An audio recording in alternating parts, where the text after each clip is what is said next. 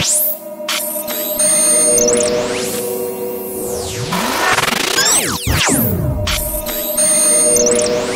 Evening बच्चों, आशा करता हूँ सभी लोग अच्छे होंगे।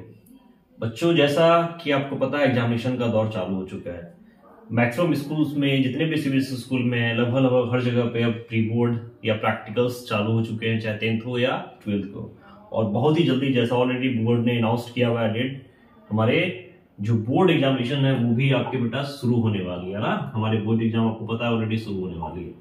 तो कहीं ना कहीं हमारी तैयारी अंतिम चरण पे है और बिल्कुल जी जान लगा के जोर से अब तैयारी करने की टाइम है। और कहीं ना कहीं बेटा देखिए, इसी टाइम में बात आती है कि स्ट्रैटेजिक प्लान की, और हम चाहते हैं कि अब हमें ना जो भी चीजें मिले वो एक जगह कलेक्शन के फॉर्म में मिले।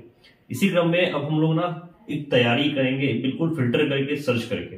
जैसे आज आप लोग देख रहे होंगे कि आज मैं बायो के अंदर से जितने हमारे इंपॉर्टेंट डिफरेंशिएशन जो एग्जाम में पूछे जाते हैं, जो बार बार पूछे जाते हैं प्रीवियस ईयर्स में, आज हम लोग उस टॉपिक को लेके आए हैं। तो यानी कि आज का टॉपिक जो हमारा रहेगा बेटा क्या है, वो बायोलॉजी के अंदर है। और मैं जितने भी इंपॉर्टेंट डिफरेंशिएशन यानी कि डिफरेंस जो पूछा जाता है हमारे प्रीवियस ईयर में, जो बार बार रिपीटेड क्वेश्चंस होते हैं ना, हम उसको आज कवर करने जा रहे हैं। तो चलिए एक एक करके कवर करते हैं। काफी इंपॉर्टेंट रहेगा और काफी एग्जामिनेशन पॉइंट ऑफ व्यू से काफी इंपॉर्टेंट सेशन होगा आपके लिए। तो देखिए, फर्स्ट हमारे पास जो है ना, तो हमारा जो फर्स्ट डिफरेंशिएशन है बेटा क्या है, डिफरेंस बिटवीन एरोबिक एंड एनाएरोबिक रेस्पिरेशंस। आपको पता है, मैं सिर्फ डिफरेंस ही नहीं, मैं इसके साथ जो जुड़े हुए टर्म्स है ना, हम उसको भी करते हुए चलेंगे ताकि हर चीज मेमोराइज हो और रिवाइज हो जाए। देखिए, आपको पता है रेस्पिरेशन जो होता है हमारा, रेस्पिरेशन वो क्या प्रोसेस है बेटा? बोलोगे सर इसमें कौन सी बड़ी बात है? वो प्रोसेस जिसमें अगर आप ह्यूमन बॉडी की बात ही करें तो एक तरह से इनटेक से लेके, जब हम लोग फूड को अंदर लेते हैं, उससे लेके पूरा एनर्जी कन्वर्जन तक का जो कंप्लीट प्रोसेस होता है उसको हम लोग क्या बोलते हैं, रेस्पिरेशन। आप ये भी जानते हो कि बेटा एरोबिक और एनारोबिक दो टाइप्स होते हैं, लेकिन इनके बीच में क्या क्या डिफरेंस होता है, तो चलिए उसको समझते हैं। एरोबिक रेस्पिरेशन के केस में क्या होता है, it occurs in cytoplasm in mitochondria, है ना। आपको पता है माइटोकॉन्ड्रिया यानी कि जो एनर्जी सिंथेसाइजर है, साइटोप्लाज्म जिसके अंदर सारे रिएक्शंस परफॉर्म होते हैं। यानी कि एरोबिक रेस्पिरेशन किसमें होता है बेटा? पहला डिफरेंस क्या है, साइटोप्लाज्म में और माइटोकॉन्ड्रिया में। जबकि एनारोबिक में ना सिर्फ साइटोप्लाज्म के अंदर होता है, इसके अंदर माइटोकॉन्ड्रिया रिस्पॉन्सिबल नहीं होता, इन्वॉल्व नहीं होता। यानी कि पहला डिफरेंस क्या समझ में आया कि एरोबिक के अंदर साइटोप्लाज्म और माइटोकॉन्ड्रिया दोनों होता है, जबकि एनारोबिक के अंदर क्या होता है बेटा, सिर्फ साइटोप्लाज्म होती है, माइटोकॉन्ड्रिया वहां पे इन्वॉल्व नहीं होती है। तो पहली चीज तो ये क्लियर होगी। ठीक, अब देखिए क्या पे, आपको पता है एरोबिक रेस्पिरेशन हमेशा ऑक्सीजन के प्रेजेंस में ही होता है, यानी कि इसके अंदर बिना ऑक्सीजन के एरोबिक रेस्पिरेशन नहीं हो सकता है, जबकि इसमें ऑक्सीजन की जरूरत नहीं होती है। किसमें? एनारोबिक के अंदर। यानी कि एरोबिक में ऑक्सीजन चाहिए, एनारोबिक में ऑक्सीजन नहीं चाहिए। इसके बाद क्या है, चूंकि यह ऑक्सीजन के प्रेजेंस में होगा तो आपको पता है कैसा होगा, ऑक्सीडेशन। तो क्या लिखा है, due to complete oxidation of organic food more energy is release.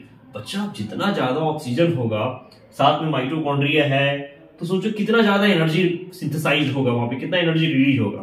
तो एरोबिक रेस्पिरेशन के अंदर ना, जैसे हम लोग ह्यूमन बॉडी के अंदर जाते हैं, एनिमल्स में क्या होता है, एरोबिक रेस्पिरेशन होता है, तो यहाँ पे एनर्जी ज्यादा से ज्यादा रिलीज होती है ना। जबकि इसमें चूंकि ऑक्सीजन के प्रेजेंस में होता नहीं है, ऑक्सीडेशन होगा ही नहीं, तो वहां पे एनर्जी बहुत ही कम सिंथेसाइज होती है, बहुत ही कम रिलीज होती है एनारोबिक के अंदर। तो एक डिफरेंस ये याद रखिए, इसमें जो प्रोडक्ट्स बनता है बेटा वो क्या बनता है, कार्बन डाइऑक्साइड और वाटर प्लस एनर्जी रिलीज होगी, ठीक है। जबकि यहाँ पे जो इन प्रोडक्ट्स होता है वो क्या होता है, lactic acid and ethyl alcohol.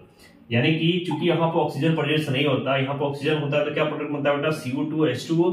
जबकि यहाँ पे क्या बनता है, due to absence of oxygen they are forming lactic acid and ethyl alcohol, ठीक है। इथाइल अल्कोहल काफी इंपॉर्टेंट होता है फॉर्मूला में, इसको क्या बोलते हैं, C2H5OH, ये इसका फॉर्मूला होता है। लैक्टिक एसिड आप लोग जानते ही हो, है ना, जिसके एग्जांपल में क्या दिया, the most of the eukaryotic animal, मतलब आप किसी भी ह्यूमंस की बात करो, एनिमल्स की बात करो, ये सब आपका यूकैरियोटिक एनिमल है। और इसके अंदर क्या देखिए, हमारे रेड ब्लड सेल्स हैं या ईस्ट है मेनली, जो ज्यादातर सबसे ज्यादा एनारोबिक किसमें होता है, ईस्ट का एग्जांपल आपको बार बार देखने को मिलता है, तो ईस्ट में होगा, और ये बैक्टीरिया है। तो ये एग्जांपल से याद रखें। तो ये हमने क्या देखा, एरोबिक और एनारोबिक रेस्पिरेशन के अंदर डिफरेंस। ये छोटा आसान क्वेश्चन है लेकिन कई बार पूछा गया हुआ है, तो आई होप पहला डिफरेंस आप लोगों को क्लियर हो गया होगा।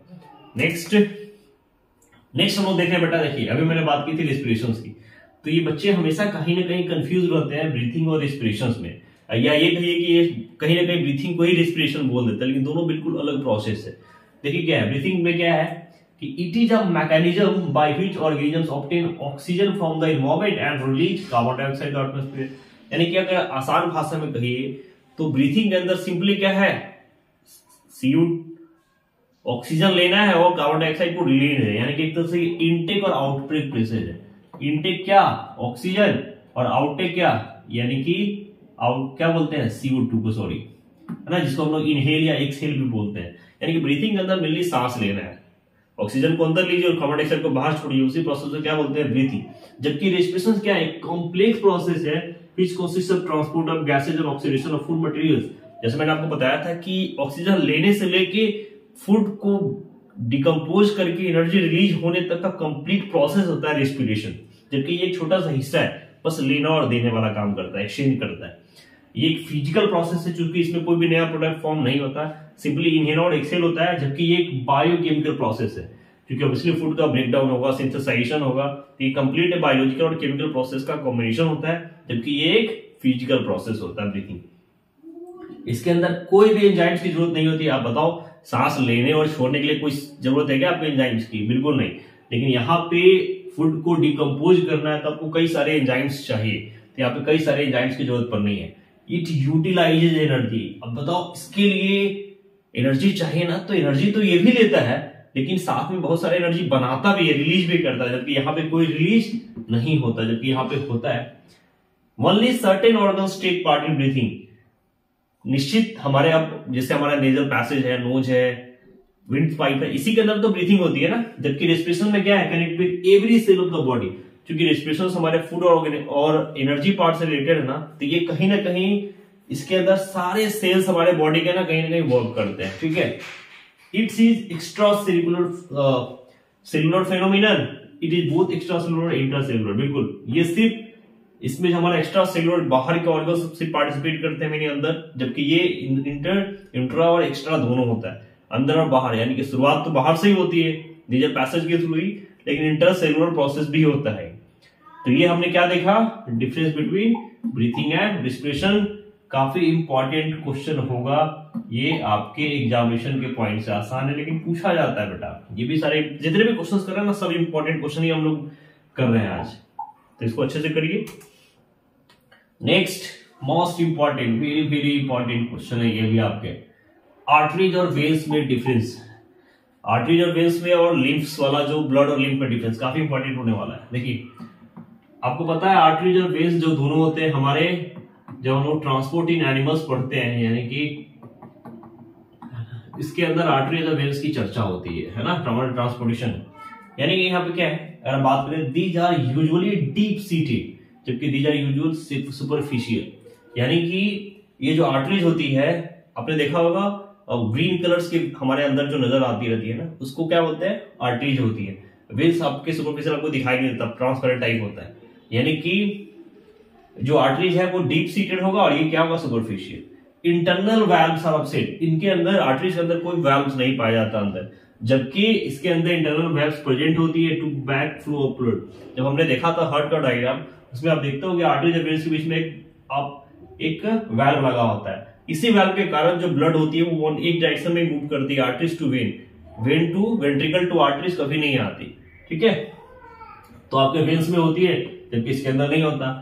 These carry blood away from the heart। यानी कि आर्टरीज का काम क्या है, हार्ट से दूर लेके जाना ब्लड को, जबकि ये क्या करता है, टूवर्ड्स द हार्ट। ये हार्ट को देता है और ये क्या करता है, हार्ट से ब्लड को दूर लेके जाता है। कौन, आर्टरी, जब वेन अंदर लेके आता है। Thick word, strong and muscular. यानी कि वेन की तुलना में ये क्या होता है बेटा, लेस एंड मस्कुलर, की मोटा होता है, स्ट्रॉन्ग और मस्कुलर। उसका रीजन क्या है कि हमारा हार्ट जब पंप करके फेंकता है तो सोचो वहां पे कितना प्रेशर बनता होगा, और ये काम कौन करता है, आर्टरी। तो अगर वो मोटा वॉल नहीं होता तो ज्यादा प्रेशर को कभी नहीं झेल सकता, वो फट जाएगा। इसीलिए आर्टरी की दीवारें थिक होती है, स्ट्रॉन्ग और मस्कुलर होती है, ये फैलती भी है। Flow of blood is very fast with jerk. जो मैंने बात बोला था ना, पंप करते हैं ना, लबडब एक बार धक्का मारता है, जर्क मारता है, इसीलिए यहाँ पे फ्लो ब्लड काफी फास्ट होता है, इसीलिए तो वो स्ट्रॉन्ग और मस्कुलर होने चाहिए। जबकि यहाँ पे flow blood is slow without jerk, यहाँ पे ब्लड रिलैक्स मोड में आता है, यानी कि जो ब्लड का फ्लो होता है काफी रिलैक्स्ड होता है।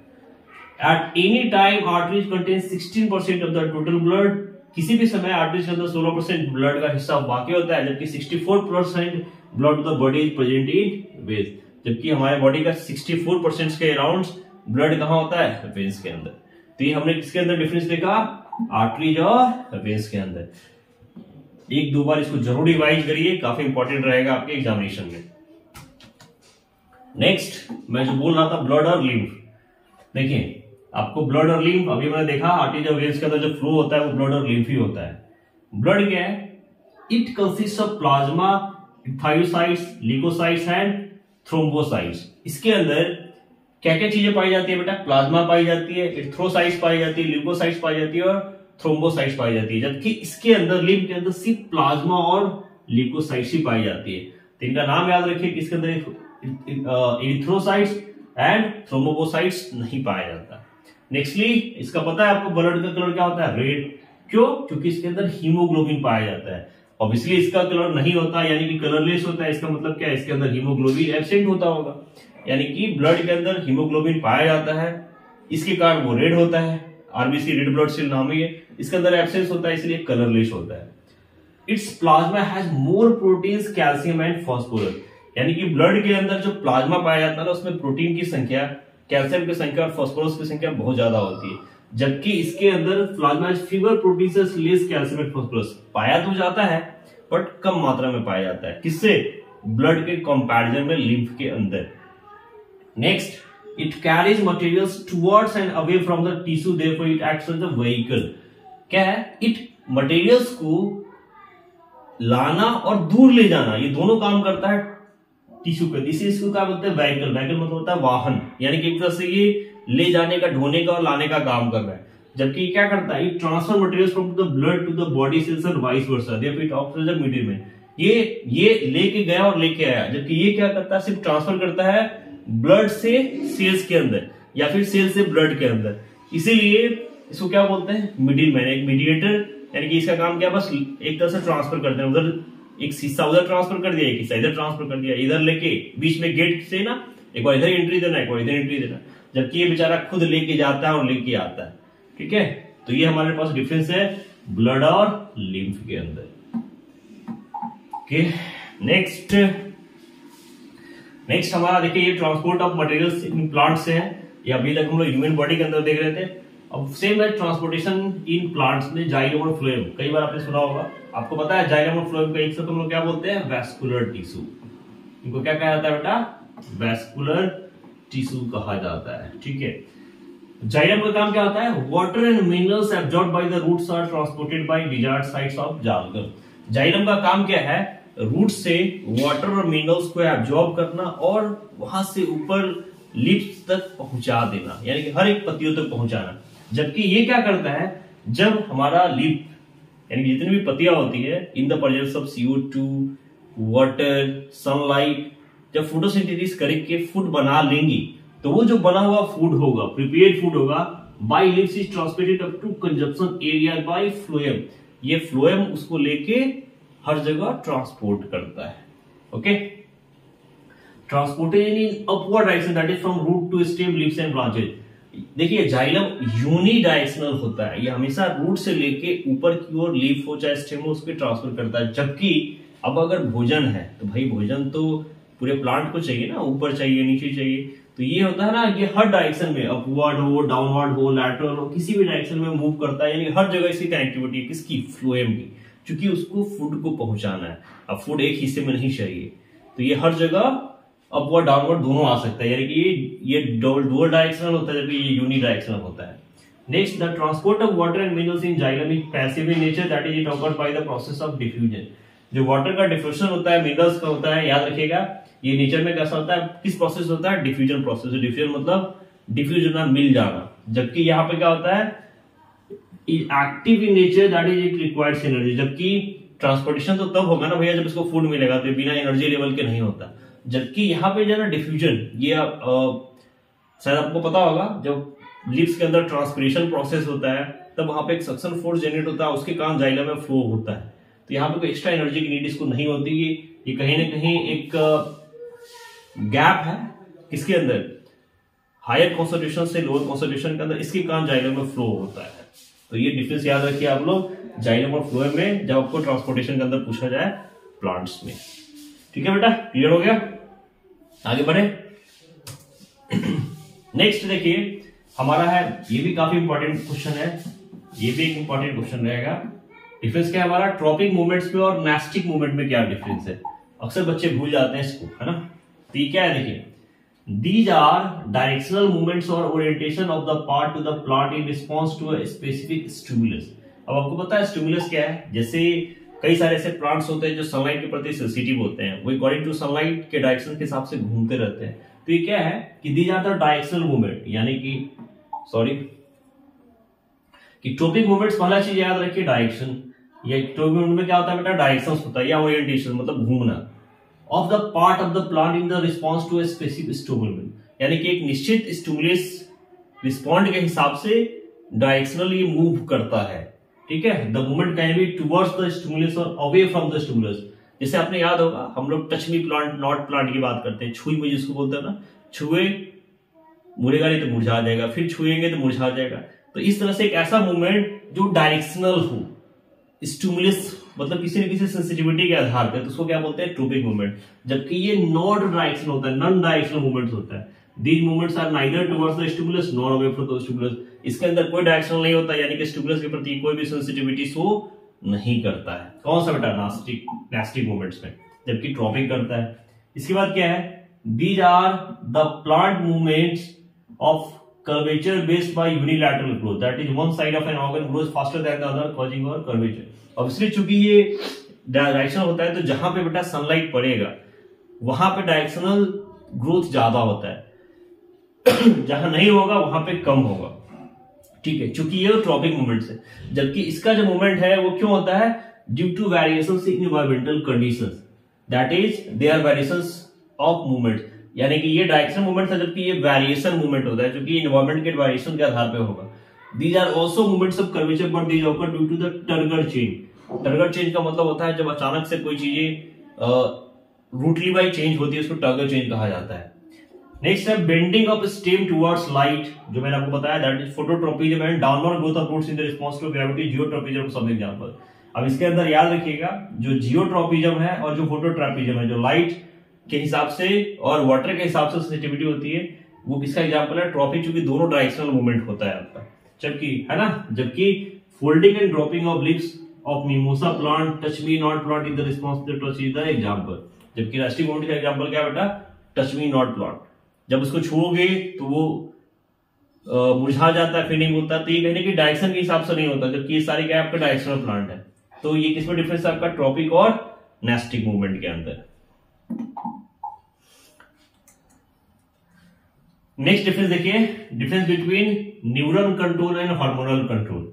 अब ये कंट्रोल एंड कोऑर्डिनेशन के अंदर ये क्वेश्चन है आपके कि हमारा जो न्यूरल यानी कि न्यूरॉन्स का जो कंट्रोल होता है, हार्मोन्स का जो कंट्रोल होता है, दोनों में डिफरेंस क्या है। तो देखिए जो न्यूरल कंट्रोल होता है, चूंकि ये ब्रेन के द्वारा कंट्रोल किया जाता है, एक्शन यूजुअली इमीडिएट और रैपिड, काफी तेज एक्शन होता है, काफी रैपिडली होता है। जबकि हार्मोनल कंट्रोल एक धीरे धीरे हार्मोन से काम होता है, बहुत ही स्लो प्रोसेस है, यानी कि काफी फास्ट है, तुरंत खत्म हो जाएगा, ये एक लंबे प्रोसेस टाइम तक चलेगा। Effect of message usually last for very short time, जो मैंने आपको बताया अभी, बहुत ही छोटे रिस्पॉन्स टाइम में खत्म होता है, जबकि यहाँ पे एक लास्ट टाइम तक लॉन्ग करेगा इफेक्ट ऑफ मैसेज का। Next, regulated by nerve cells और न्यूरॉन्स, नर्वस टिश्यू, यानी कि जो हमारा नर्वस टिश्यू है, चाहे न्यूरॉन हो या नर्व सेल्स हो, वो इसको कंट्रोल करता है। जबकि ये हमारा सेक्रेटरी ग्लैंड्स और सेल जो होता है ना, एपिथेलियल सेल जिसको एंडोक्राइन ग्लैंड्स कहा जाता है, ये रेगुलेट करता है किसको, हार्मोनल कंट्रोल को। ठीक है, जबकि ये यहाँ पे कौन करेगा, ब्रेन, नर्वस सिस्टम हमारा। The message is sent as an electrical impulse along axons and as a chemical signal across synapse। ये जो सिनेप और ऑक्जन होता है, जब ग्रोथ और सेंसिटिविटी के रिस्पॉन्सिबल होता है, वहां पे ये मैसेज एक इलेक्ट्रिकल इंपल्स के रूप में भेजा जाता है। जबकि यहाँ पे हार्मोन एक केमिकल, जिसको हम लोग हार्मोन बोलते हैं, उसके द्वारा एक ग्रोथ होता है। हार्मोनल कंट्रोल ऑब्वियसली हार्मोन के द्वारा होता है, जबकि यहाँ पे इलेक्ट्रिकल सिग्नल होता है। यहाँ पे क्या है, response is limited to only these cells which are inverted by the neurons. यानी कि यहाँ पे न्यूरॉन्स के हिसाब से चूंकि एक्शन हो रहा है तो ये रिस्पॉन्स लिमिटेड होता है। जैसे कभी कभी मान लीजिए हम लोग किसी गर्म बर्तन को छूते हैं, अचानक से हम हाथ पीछे खींच लेते हैं, तो हम ऐसा नहीं पूरा बॉडी खींचते हैं, हम हैंड को पीछे पे खींचते हैं, तो हमारा एक लिमिटेड ऑर्गन्स ही पार्टिसिपेट करता है। जबकि यहाँ पे response is produced by all the cells और टारगेट टिश्यू, यहाँ पे पूरा टारगेट टिश्यू और सेल्स ही इन्वॉल्व होता है। यहाँ पे फास्ट रिस्पॉन्स होगा और यहाँ पे स्लो रिस्पॉन्स होगा। तो न्यूरल कंट्रोल एक रैपिड प्रोसेस है, फास्ट प्रोसेस जो अचानक से होता है, बहुत कम टाइम तक होगा। जबकि हार्मोनल कंट्रोल क्या होता है, स्लो होता है लेकिन बहुत लंबे टाइम तक लास्ट करता है। तो ये किसमें डिफरेंस था, न्यूरल और हार्मोनल कंट्रोल के अंदर। नेक्स्ट डिफरेंस है बेटा बाइनरी फ्यूजन और मल्टीपल फ्यूजन में क्या डिफरेंस है। देखिए फ्यूजन ये कहीं ना कहीं डिविजन के बाद जो ग्रोथ में हम करेंगे, ये क्या है, it gives rise to two daughter individual. जब बाइनरी फ्यूजन का होता है तो एक से दो इंडिविजुअल्स बनते हैं, जबकि मल्टीपल फ्यूजन में क्या होता है, more than two daughter individual, दो से ज्यादा, दो भी हो सकता है, दो से ज्यादा भी बन सकता है। जैसे अपने हाइड्रा में देखा था, एमीबा, इस सब में क्या होता है, दो बाइनरी फ्यूजन में होता है ना, जबकि मल्टीपल फ्यूजन यहाँ पे हम देख रहे हैं। It occurs during favourable conditions, ये इसके लिए फेवरेबल कंडीशंस होना चाहिए, जबकि ये किसी भी अंडर फेवरेबल कंडीशन में हो सकता है। जैसे plasmodium as well as unfavourable condition, जैसे अमीबा है, कभी भी हो जाता है, ठीक है, किसी भी कंडीशंस में ये फ्यूजन करते हैं। Nucleus of the parent cell divides only once to form two daughter cell, यहाँ पे न्यूक्लियस एक बार डिवाइड होगा, दो डॉटर सेल्स बनाएगा। जबकि यहाँ पे क्या है, nucleus of the parent undergoes repeated division to form a number of, obviously अगर दो से ज्यादा हो रहा है तो वहां पर बार बार डिवीजन होता होगा, एक दो से दो बना, दो से चार, चार से आठ, इस तरह से डिवीजन होता रहता है। जबकि यहाँ पे एक ही बार न्यूक्लियस डिवाइड होता है। Cytoplasm divides after nuclear division, जब न्यूक्लियस के बाइनरी फ्यूजन में जब न्यूक्लियर डिवीजन होगा तो साइटोप्लाज्म में डिवाइड हो जाता है, जबकि यहाँ पे साइटोप्लाज्म डिवाइड नहीं होता, क्योंकि वो डिवाइड हो जाता तो ज्यादा, दो बार से ज्यादा डिवीजन होता ही नहीं, तो साइटोप्लाज्म डिवाइड यहाँ पे नहीं होता। No part of the parent body is left unused, यानी कि एक तरह से बाइनरी फ्यूजन के अंदर सारा पार्ट यूज हो जाता है, जबकि यहाँ पे एक निश्चित पार्ट जो होती है covering residual cytoplasm left behind, A part of the blood covering and residual cytoplasm is left behind, उसके अंदर कुछ ऐसा पार्ट होता है जो कवर्ड होता है, जो उसके अंदर छूट जाता है, लाइक प्लाज्मोडियम, एमीबा, इसके एग्जांपल्स है, जिसके अंदर, और इसके अंदर क्या है एग्जांपल, एमीबा पैरामीशियम, ठीक है, एमीबा इंसिस्टेड है जो उसके अंदर होती है, जबकि यहाँ पे सिंपल एमीबा पैरामीशियम इसका एग्जांपल है बाइनरी का। हाइड्रा भी बोल सकते हैं, मल्टीपल फ्यूजन में प्लाज्मोडियम का एग्जांपल याद रखिए। तो ये हमने डिफरेंस देखा बेटा किसके अंदर, बाइनरी के अंदर और मल्टीपल फ्यूजन के अंदर। नेक्स्ट डिफरेंस है हमारा difference between regeneration and reproduction. अब रिप्रोडक्शन को जनरली लोग रीजेनरेशन भी बोल देते हैं, दोनों जबकि अलग अलग टर्म्स होता है। रिप्रोडक्शन मतलब क्या होता है, कुछ एक नया बर्थ हो, वहां पे रीजेनरेट मतलब कुछ ना कुछ मेंटेनेंस के बाद की प्रोसेस है। जैसे क्या देखो, this process covered by asexual method only, regeneration सिर्फ किसमें होता है, एसेक्सुअल में, जबकि यहाँ पे एक्सेक्सुअल और सेक्सुअल दोनों में होता है। The organisms being cut or broken at each of the broken or being cut part grows into a separate new individual. इसके अंदर क्या होता है, जैसे कुछ नया पार्ट कट गया हो गया, तो वो दोबारा, जैसे हम लोग नाखून ही काटते हैं, वो दोबारा जनरेट हो जाता है, ठीक है। तो मैंने एक सिंपल एग्जांपल दिया है, तो उस टाइप से कुछ पार्ट कटा, मेंटेनेंस हुआ, तो एक नया इंडिविजुअल बना दिया, तो उसको बोलते हैं रीजेनरेशन। जबकि यहाँ पे क्या है, the individuals give rise to young ones of their own kind, एक जैसे एक एग्जिस्टिंग ऑर्गेनिज्म एक नया ऑर्गेनिज्म को क्रिएट करता है खुद जैसा, तो उसको क्या बोलते हैं, reproduction. It is seen in simple organisms like Planaria, hydra etcetera, ये इसी कुछ लिमिटेड जगह पे देखा जाता है, जैसे प्लानेरिया हो, हाइड्रा हो। जबकि ये जितने भी कॉम्प्लेक्स ऑर्गेनिज्म है, चाहे प्लांट हो, चाहे ह्यूमन हो, हेन, डॉग, फ्रॉग, सब के अंदर क्या होता है बेटा, रिप्रोडक्शन होता है। तो ये डिफरेंस याद रखिए रीजेनरेशन और रिप्रोडक्शन के अंदर। नेक्स्ट एक और प्रोसेस हमारा माइटोसिस और मियोसिस का, ये वर्ड बार बार आता रहता है, इससे मैंने कहा चलो इसको भी डिस्कस कर ही लेते हैं। माइटोसिस क्या है, a cell divides into two daughter cell each having the identical number and kind of chromosome as that of the parent cell, यानी कि वो प्रोसेस जिसमें जब एक सेल डिवाइड होता है, खुद सेम अपने जैसा दूसरा सेल, जैसे क्लोन कॉपी कर सकते हो, बनाता है, जिसके पास सेम नंबर ऑफ क्रोमोसोम होती हैं या पैरेंट सेल होती है जो पैरेंट सेल के पास है, तो उसको बोलते हैं माइटोसिस। जबकि यहाँ पे क्या है, एक diploid cells divide and gives rise to 4 haploid daughter cell, 2 से 4 बन गया, 4 से 8 बन गया। और इस अब ऑब्वियसली भाई अगर एक है, एक का 2 बना, तो यहाँ पे हाफ हाफ आता होगा, तभी बनता होगा, 2 का 4 बना मतलब हाफ हाफ हुआ। तो यहाँ पे हाफली डिवीजन होता है पेरेंट सेल का, जबकि यहाँ पे कंप्लीट सारी चीजें इन्वॉल्व होती है।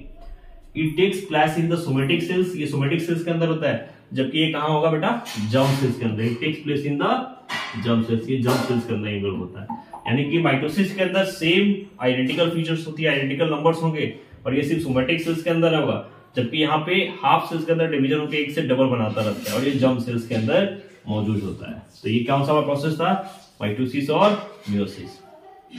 नेक्स्ट काफी आसान था, लेकिन मैंने सोचा भाई इसको भी मेमोराइज आपको करा ही दूं। ऑटोट्रॉप्स और हेटेरोट्रॉप्स में डिफरेंस देखिए, आपको पता है कि ऑटोट्रॉप्स को हम लोग प्रोड्यूसर्स भी कहते हैं, क्योंकि वो होते हैं जो अपना भोजन खुद से बनाते हैं। दे प्रोड्यूस और manufacture their own food.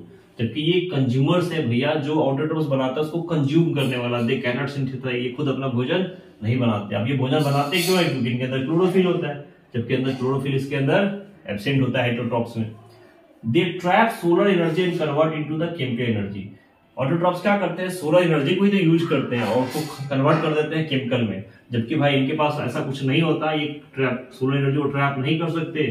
Chemical energy is obtained from the outside. अगर इनके अंदर कुछ केमिकल एनर्जी है तो कहीं ना कहीं आउटसाइड से लेते हैं, ठीक है, ये खुद से नहीं कर पाते सोलर एनर्जी से। They obtain inorganic nutrients from outside to synthesize their own food. ये जो अपना फूड बनाने के लिए और इनऑर्गेनिक न्यूट्रिएंट्स उनको बाहर से मिलता है, जबकि क्या करते हैं, आउटसाइड है तो फूड, ये फूड से एक्सटर्नल फूड से लेते हैं, जबकि ये बाहर के सोर्सेज से लेते हैं। They constitute the first trophic level, और ये आपका सेकेंड और हायर ट्रॉपिक लेवल से। ये फर्स्ट ट्रॉपिक लेवल हमारा ऑटोट्रॉप्स ही होता है, जबकि उसके बाद का सेकेंड या उसके बाद का ट्रॉपिक लेवल क्या आता है, consumer heterotrophs. They usually add oxygen to the environment, और ये क्या करते हैं, they add carbon dioxide to environment. Generally ये ऑक्सीजन को, ऑटोट्रॉप्स ही तो ऑक्सीजन को रिलीज करते हैं, ठीक है, और हेटेरोट्रॉप क्या होते हैं, कार्बन डाइऑक्साइड को रिलीज करते हैं। इसके एग्जांपल्स होंगे प्लांट्स है, जो वीनाइन है, और इसके तो एग्जांपल्स कुछ भी लिखे, एनिमल्स है, हम लोग है, मिनी जो बैक्टीरिया है, फंजाई, ये सब क्या बेटा हेटेरोट्रॉप्स है, ठीक है। तो एनिमल्स, ये चीजें आप याद रखिए।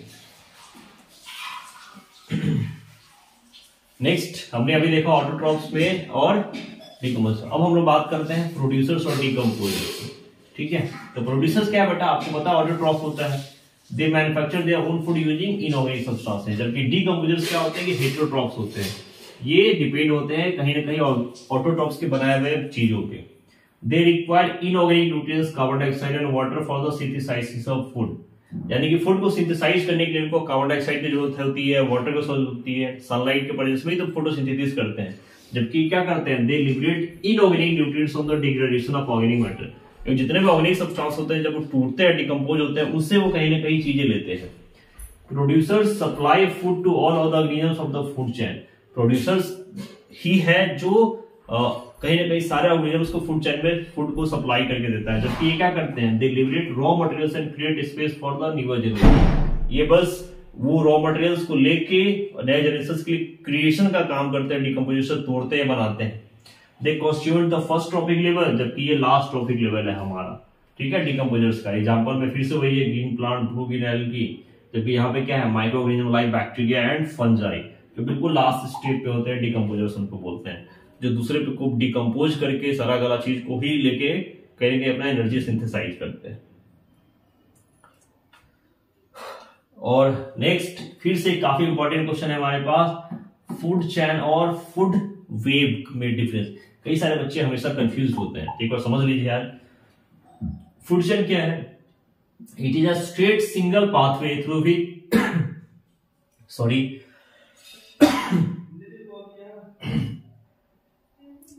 It is a straight single pathway through which chemical energy flows in the ecosystem. एक सिंपल सा पाथवे जिसके अंदर क्या है, केमिकल एनर्जी। जैसे आपने बुक्स में एग्जांपल पढ़ा होगा कि भैया प्लांट है, प्लांट की भोजन बनाता है, वो समय पे डिपेंड हुआ। प्लांट पे कौन डिपेंड हुआ, डियर, डियर पे कौन हुआ, लॉइन, लॉइन पे कौन हुआ। तो ये एक तरह से एक फूड चैन है, उसको बोलते हैं एक पे एक डिपेंडेंट होना, ठीक है। जबकि ये क्या है, अब कई सारे फूड चेन जब आपस में कनेक्ट होते हैं उसको बोलते हैं बेटा फूड वेब।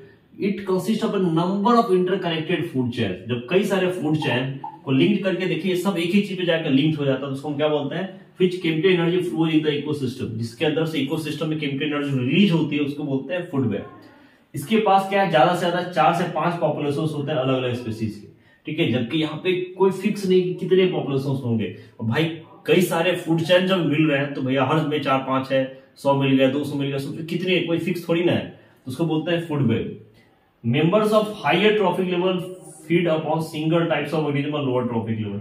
अब इसलिए यहाँ पे एक के बाद एक 4 5 जो है ना एक दूसरे पे इंटरकनेक्टेड होते हैं फीड्स के लिए, जबकि यहाँ पे क्या है कि members of higher trophic level can feed upon a number of alternative organism. अब जैसे अब एक लॉइन है तो एक लॉइन जरूरी तो नहीं है कि भैया वो डियर को ही खाएगा, वो जितने भी छोटे मोटे जानवर मिलते हैं सबको मार के खाता है ना, तो कहीं ना कहीं कई सारी चीजों पे कनेक्टेड है, ऐसा नहीं कि वो एक ही चीज पर डिपेंडेंट है कि उसी को खाएगा। ठीक है, Presence of separate or isolated food chains does not affect the stability of the ecosystem। अब एक 4 5 लोग मिलकर सिर्फ इकोसिस्टम को इफेक्ट नहीं कर सकते, जबकि यहाँ पे ऑब्वियसली ये क्या करेगा, प्रोबेक सिस्टम्स को इफेक्ट करता है। A food chain does not add to the adaptability and competitiveness of the organism। एक जो सिर्फ फूड चैन होगा वो किसी भी ऑर्गेनिज्म के एडेप्शंस या कॉम्पिटिटिवनेस के ऊपर डिपेंडेंस नहीं होती है, जबकि ये क्या है बेटा, फूड वेब्स इंक्रीज एडेप्टेबिलिटी। जब कई सारे इंटरकनेक्टेड चीजें एक साथ फूड चेन को कनेक्ट करेगा तो वहां पे एडेप्टेशन की बात जरूर रहेगी, और उसके मंदिर के बीच में कहीं ना कहीं स्पेसीज उसको एडॉप्ट करना पड़ेगा तभी वो चीजें सर्वाइव कर सकती है ना। A disturbance in food chain is difficult to overcome. जब फूड चेन में डिस्टर्बेंस होगा तो उसको ओवरकम मतलब उसको समझना, उसको तोड़ना बड़ा मुश्किल होता है, जबकि disturbance is overcome after some time in the food web. Obviously food web में सारी चीजें फिक्स नहीं रहेगी, जब इतने सारे फूड चेन कनेक्टेड है तो उसमें कहीं ना कहीं डिस्टर्बेंस होगा ही, जबकि ये डिस्टर्ब नहीं होता। अब जो जिसपे डिपेंडेंट है वो भैया वो चलता रहता है, ये एक पूरा प्रोसेस है। तो फूड चेन का ही कॉम्बिनेशन होता है फूड वेब, कुछ अलग नहीं है। कई सारे फूड चेन मिला के क्या बनाते हैं बेटा, एक फूड वेब बनाते हैं, जबकि फूड वेब में क्या है 4 5 लोग एक दूसरे पे इंटरकनेक्टेड होते हैं, डिपेंडेंट होते हैं, उसको हम लोग बोलते हैं फूड चेन। तो आज हमने ये इतने जो क्वेश्चन है बायोलॉजी के अंदर, जो डिफरेंशिएशन है बेटा बार बार पूछा जाता है, हर क्वेश्चन अपने आप में इंपॉर्टेंट है। तो इसी तरीके से हम लोग हर चीज को अलग अलग एक एक फिल्टर करके बढ़ेंगे पूरे स्ट्रैटेजी के साथ। तो फिर से एक नए पार्ट के साथ मिलते हैं बहुत ही जल्दी, तब तक अच्छे से स्टडी करिए, मिलते हैं बेटा, है ना।